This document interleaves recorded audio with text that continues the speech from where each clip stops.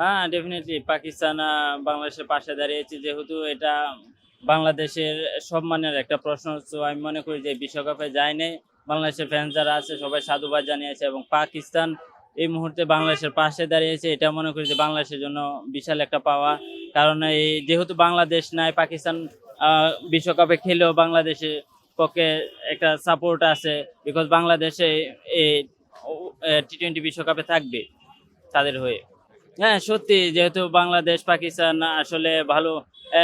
বর্তমানে দেখলাম যে মুস্তাফিজকে পিএসএল এ নিছে এবং বলল যে এই মুস্তাফিজ তাদের ভাই।